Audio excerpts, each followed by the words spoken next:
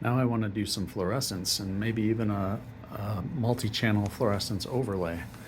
So I've got my sample on there. I was just doing a bright field image. I'm in the bright field mode over here, but now I turned on my fluorescence lamp. So I turned on the power, got it about 46%. My light is on, but I still got the light from the microscope on here, so I'm just going to cover that with the cap rather than turning it on and off all the time.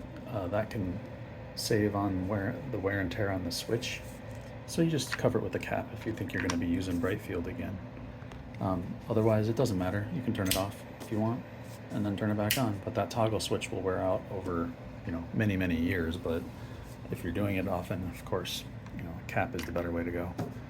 So there, I capped that off. Now what I want to do is go to check my fluorescence. Let me see what I got in here. Right now I'm on DAPI in the scope, but my screen isn't showing anything, so I want to go to my live view, but I want to go into the fluorescence mode on the software. So in that case, I want to go up here to this toggle and switches between bright field and fluorescence mode.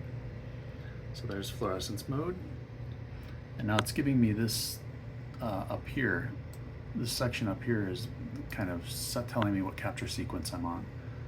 Capture sequences is this one right next to the toggle switch for bright field and fluorescence mode. It's the fluorescence settings.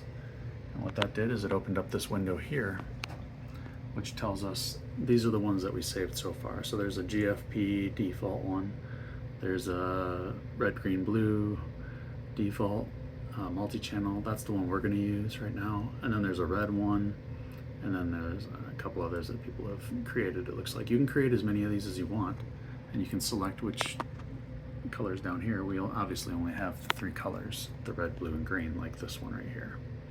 So we're going to use that one. So I want default 3-channel RGB, which is right here in the drop down. Oh, sorry, I have to close that out first. Close that, and then go back over to here. So default RGB. So that one right there. And I just want to say start sequence. So start sequence, and it adds it up into that top part up there. And it's giving me the option for the red first, because that's the order that I have them in. If you look at here, that's the order. So if I click on this one in the sequences, see, that's the order that I have it in. Red first, green, and then DAPI.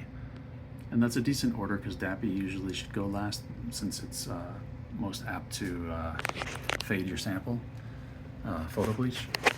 So quickly get to the DAPI and take your picture and then get out and or shutter it. But that's just to show you the order of them in. I can switch the orders with these little arrows here. Select one and move it up or down. Put DAPI first if I wanted. Whatever you want to do. But this is laid out, and it prompts you for the Sci-5, which is the red, or in our case it's the Texas red. So on here, Texas red is number 3, so I'm going to switch to number 3. Okay, and then here, so I can see that the light is coming out. I see nothing on the screen.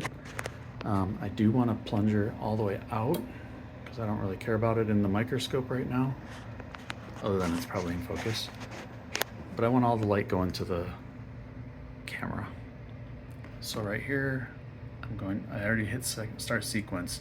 So now I just need to go live so I can see what I'm looking at and adjust my exposure time right down here. And that gives me that. Too much, not enough, about right there, that's good enough. Okay, so we'll go with that. So about 40 milliseconds exposure. I'm gonna go over here and hit capture. And that captures the red. My next one that it's telling me to do is green. So I'm gonna go back over to my scope, switch it to green, which is just a slide to the left to number 2 position. You can see the light change to green. But wait, my sample on the screen is still red. Oh, that's because it's the red captured image. It's overlaying on top. So I just move that over, just drag and drop it over here somewhere. It doesn't matter where, it's kind of useless. And there's my green. So now I want to take my green and do the same adjustment as before. Open it up. Oops, I didn't grab it. There we go. We'll get it nice and green. My camera on my phone is actually picking it up better than the monitor, or brighter. And I like that, so I'm gonna hit capture right here. Capture. And boom, there it is. So there's my green image. And again, drag it over to the edge, doesn't matter where. And now it's asking for blue as my next in the sequence line. So I've got my live image. Come back to the scope, switch it to DAPI. You can see the light changed on the scope. And it's very dim on here, so now I have to go and switch or adjust my exposure again. I'm gonna bring that up. Whoa, way too much.